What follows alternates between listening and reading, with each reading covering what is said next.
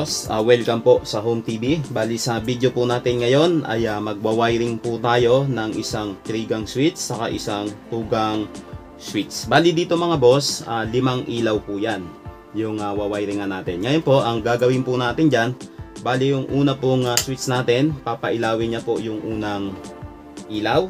Yung pangalawang switch po, pagaganahin niya po yung pangalawang ilaw natin. Yung pangatlong switch, pagaganahin niya po yung pangatlong ilaw. Yung pang-apat na switch, papaganahin niya po yung pang-apat na ilaw. At yung pang-limang switch natin, pagaganahin niya po yung pang-lima nating ilaw. Bali ito mga boss, maganda po to sa sala, kaya po sa kusina. Kapag gusto nyo po nung ganitong setup ng ilaw nyo dyan sa mga bahay nyo, pwede nyo pong sundan itong gagawin natin. Saka ito mga boss, bali tipid po yan sa kuryente. Kasi po, kung gusto nyo po isang ilaw lang yung gagana, pwede nyo pong sindihan. Ngayon po, pag gusto nyo naman dalawa, pwede nyo pong pailawin yung pangalawang ilaw natin. Ngayon po, halimbawa, may mga okasyon po dyan sa bahay nyo, gusto nyo po maliwanag po lahat, pwede nyo pong sindihan yan. Yun po yung kagandahan kapag ganito pong setup ng ilaw dyan sa mga bahay nyo.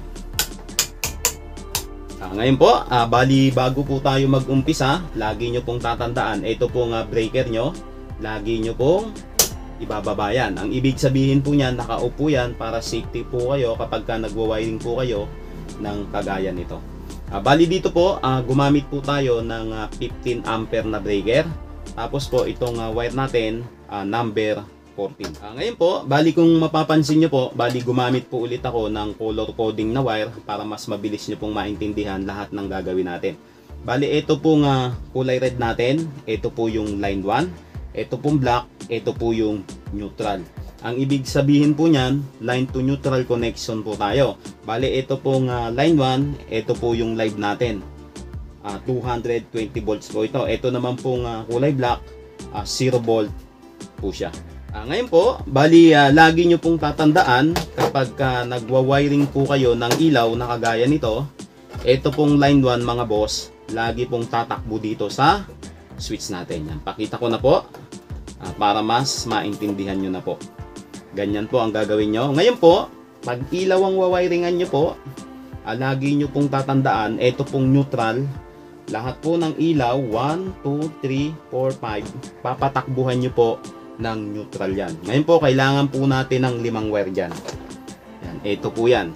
5 wire po yan. Ito po yung neutral na tinatawag. Ngayon po, lahat po ng ilaw, papatakbuhan nyo po ng neutral yan. Yan, ganyan po.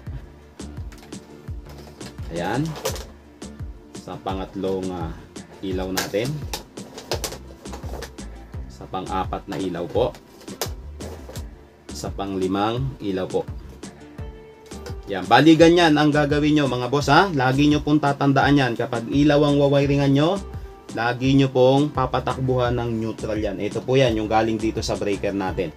Ngayon po, ang susunod na gagawin natin, kailangan nyo po ng 5 wire dyan. Ito po yan. Ito po yung tinatawag na return. 5 ilaw po yan. 1, 2, 3, 4, 5. Kaya 5 return din po ang kailangan natin. Ito po yung unang return natin. Dito po yan sa unang ilaw. Pasok na po natin. Yung kabilang dulo po niyan, babagsak dito po sa switch natin. Yung pangalawang return, ito po yan. Dito naman po siya. Itong dulo mga boss, babagsak po ulit dito sa switch. Ganyan po. Yung pangatlong return, ito po yan. Dito naman po yan. Basta dito mga boss, panoorin nyo lang po lahat ng ginagawa natin. Sinisigurado ko po sa inyo, hindi po kayo magsisisi dito.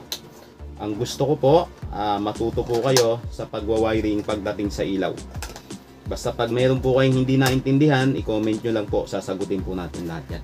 Ngayon po, nalagay na po natin yung pangatlong return natin. Ngayon po, dito naman po tayo sa pang-apat.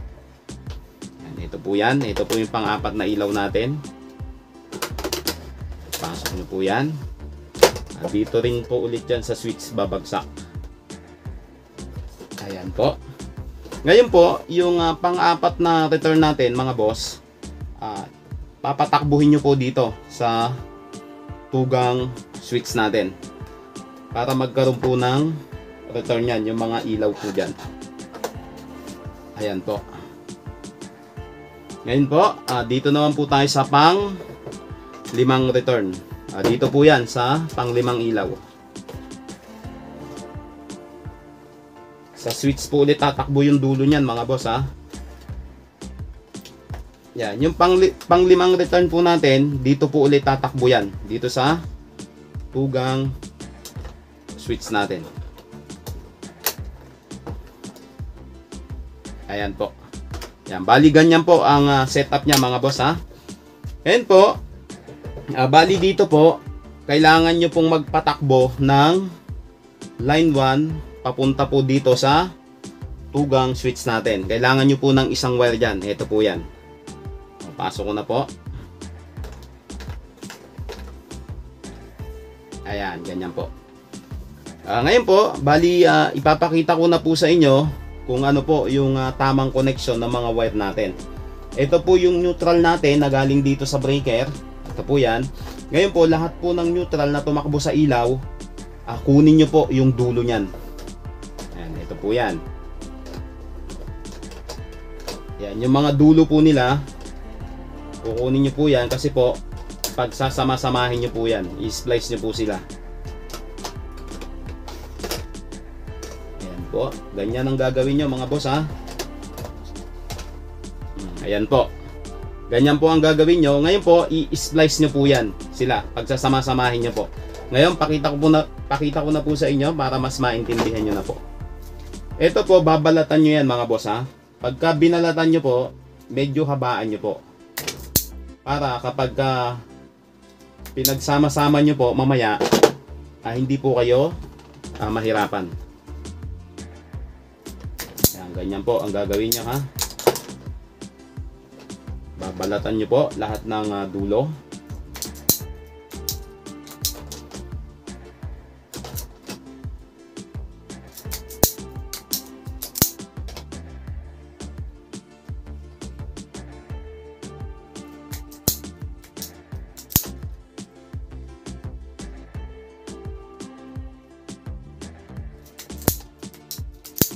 Yan. Ngayon po, kapag nabalatan nyo na yung wire natin na neutral, hawakan nyo po itong neutral na galing dito sa breaker. Tapos po, ganito po ang gagawin nyo. Yan. Ganyan po. Pagsasama-samahin nyo po yan.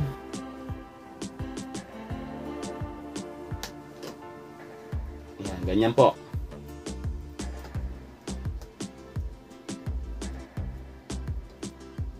Ayan, basta dito mga boss ha, ayusin nyo po kapag nag-i-splice po kayo. Ngayon po, ganyan po, pihit nyo lang po. Yan, ngayon po, gamitan nyo na po ng plies. Ihigpitan nyo to mga boss ha.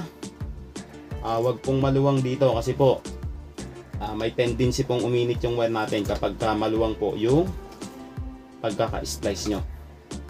Yan, ganyan po ang gagawin nyo ha. Ngayon po, pagka hindi nyo masyadong mapihit, gumamit po kayo ng lice o kaya long nose. Kung meron po kayo, ipitin nyo po yung dulo. Yan. Tapos po pihitin nyo para mas humigpit po sila kasi po medyo makapal na po yung wire. Yan, ganyan po. Ganyan po yung mga sobra sa dulo, yung matutulis po, bawasan nyo po yan. Tapos padaanan nyo pa po ulit. Para po pag naglagay po kayo ng electrical tape, hindi po siya mabubutas. Ayan po, okay na. Pag okay na po, lagyan nyo na ng electrical tape. Yan, pag naglagay po kayo ng electrical tape, medyo higpitan nyo po. Saka medyo kakapalan nyo rin po. Ayan. Pagdating sa dulo, baluktutin nyo po, tapos padaanan nyo pa po ulit. Ayan, ganyan po. Hindi ko na masyadong kinapalan dito mga boss ha, kasi sample lang naman po yan. Pero kapag kayo na lang po yung naglalagay ng electrical tape, balikan nyo pa po. Saka dapat po ganito, sarado. Ayan po. Pag okay na po, ayos nyo po yung wire nyo. Ibaba nyo po. Ganyan po. Ngayon po, bali dito naman po tayo sa switch natin. Ito po yung 3-gang switch natin. Dito mga boss, kung mapapansin nyo, nag-jumper po tayo. Diyan po sa mga naunang video natin, tinuro po natin kung paano mag-jumper sa 3-gang switch. Sundan nyo na lang po yan. Bali ito po yan. Ito po yung unang switch. Magja-jumper po kayo. Yung butas dito, papunta sa pangalawang switch. Ganon din po sa pangatlo. Para magkaroon ng supply yung dalawang switch natin. Ngayon po, itong line 1 natin, nagaling dito sa breaker. Balatan nyo na po yan. Yan, wag masyadong mahaba mga boss pag nagbabalat kayo ha. Kailangan sakto lang po yan. Dito nyo po ipapasok yan. Tapat po nito. Yung line 1 mga boss ha, dito po yan. O, pasok ko na po.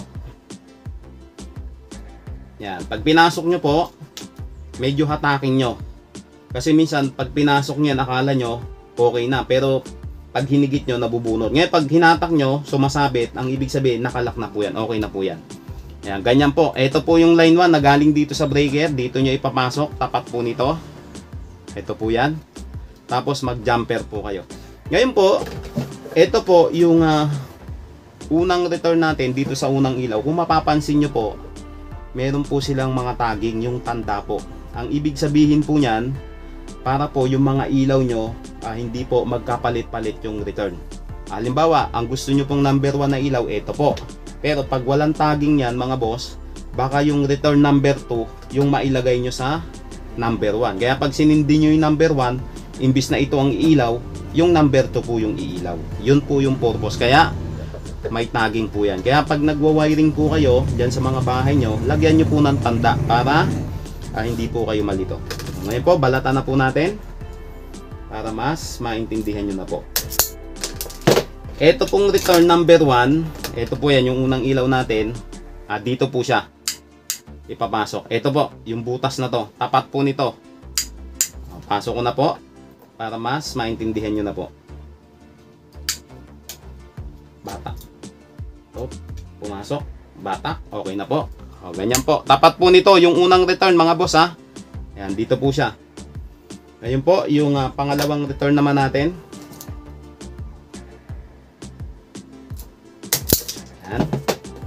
Dito nyo naman po ipapasok. Ito. Tapat po nito. Pangalawang switch po. Yan, pasok ko na po. Patak. Okay na po. Pangatlong return po. Dito po yan sa pangatlong ilaw.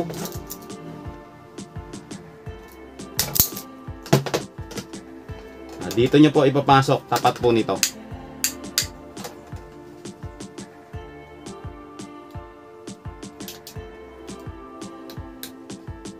Pasok. Okay na po. Yan, bali ganyan po ang setup niya mga boss ha. Kapag naipasok nyo na po yung return dito sa terminal ng switch natin. Ngayon po, ito po yung wire na pinatakbo natin dito sa kabilang switch natin dito sa tugang. Babalatan nyo po yan. Yung dulo niya. Ngayon po, magja-jumper po kayo papunta dito para magkaroon po ng supply ito. Ayan po, ito po yung line 1 natin galing breaker, nag-jumper po tayo. Tapos po ito, dito nyo po ipapasok yan sa butas na to. Pasok ko na po.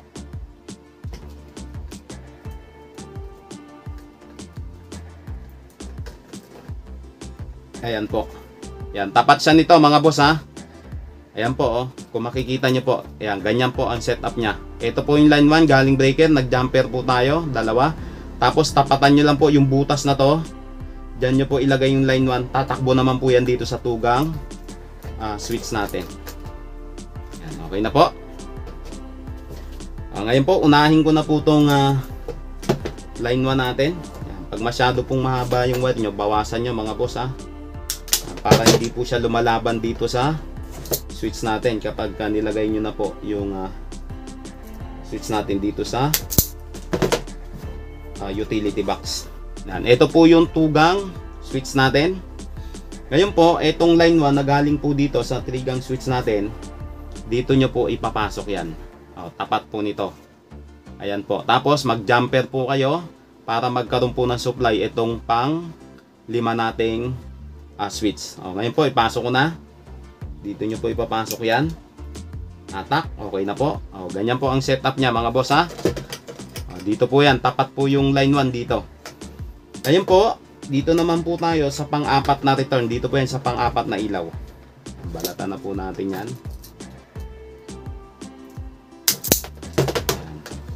Dito nyo naman po ipapasok yung pang-4 na return.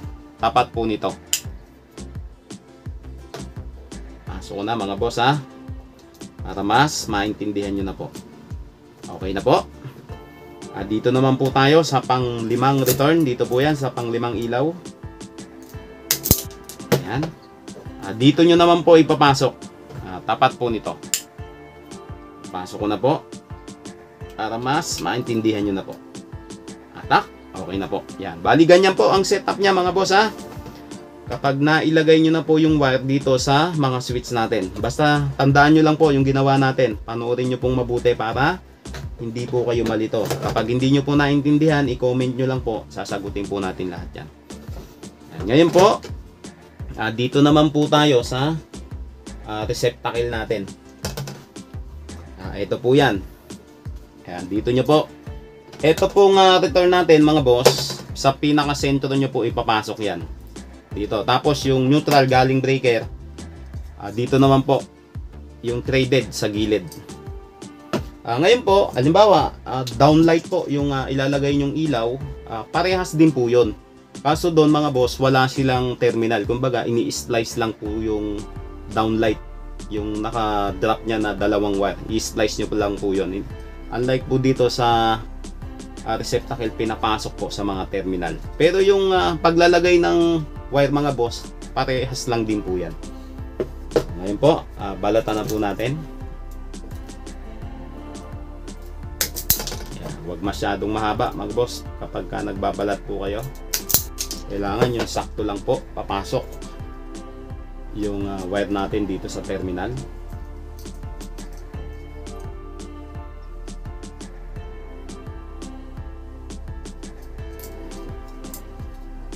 Ayan po. Tapos po hihigpitan nyo to mga boss ha. Ayan po. Ito naman po dito sa kabila.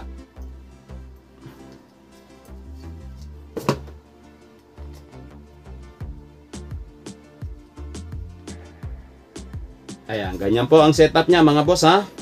Kapag nailagay nyo na yung wire dito sa terminal ng receptacle.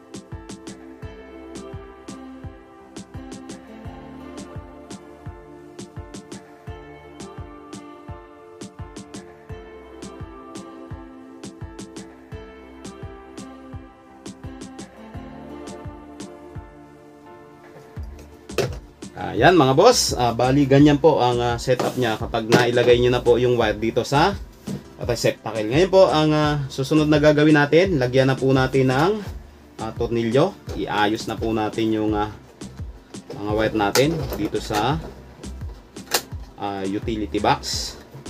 Yan, dito mga boss, iayos nyo po para hindi po lumalaban yung wire natin.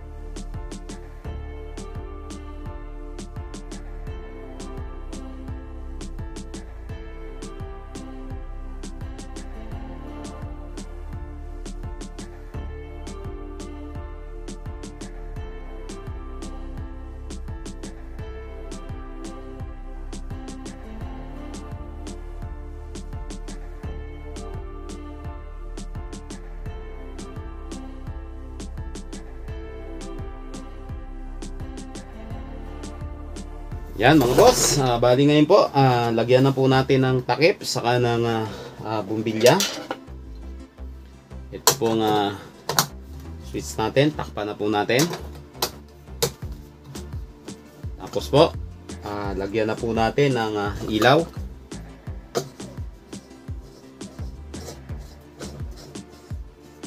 Yan po, pangalawang ilaw. Pangatlong ilaw.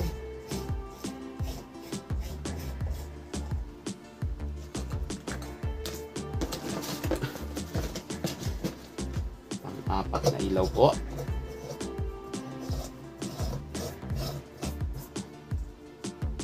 Pang-limang ilaw. Eto mga boss, kung may pantakip po kayo, tatakpan nyo po yan para maganda pong tignan. Nawala po yung pantakip natin. Ngayon po, bali testerin po muna natin para malaman po natin kung tama po ba yung ginawa natin o may mali. Gamit po tayo ng clamp multimeter. Ikot nyo lang po itong range knob. Lagay nyo po dito sa continuity. Tapos pindutin nyo lang po. Select nyo po to 1, 2. Yan. Pag nakita nyo po yung parang may wifi o volume na sign, yun na po yun. Pagdikitin po natin. Yan po, kung mapapansin nyo, tumutunog po yan. Ngayon po, tetesterin po natin to. Dito nyo po ilalagay yan. Yan. Tapos tapat nyo lang po sa kabila. Yan. Pag tumunog po yan, ibig sabihin may mali po sa pagwawiring natin. Pero wala pong tumunog, kaya ibig sabihin tama po yan. Ngayon po, bali i-open na po natin tong breaker natin. Yan po. Unang ilaw po, gumana po. Pangalawang ilaw, gumana rin po. Pangatlong ilaw, gumana rin po. Pang-apat, gumana rin po. Pang-limang ilaw. Yan, bali ganyan lang mga boss kapag magwa-wiring po kayo ng 3-gang switch sa 2-gang switch na ganitong setup po yung gagawin nyo. Bali sundan nyo lang po lahat ng ginawa natin. Sinisigurado ko po sa inyo hindi po kayo magsisisi dyan. Ngayon po, pag meron po kayong hindi naintindihan, i-comment nyo lang po. Sasagutin po natin lahat yan.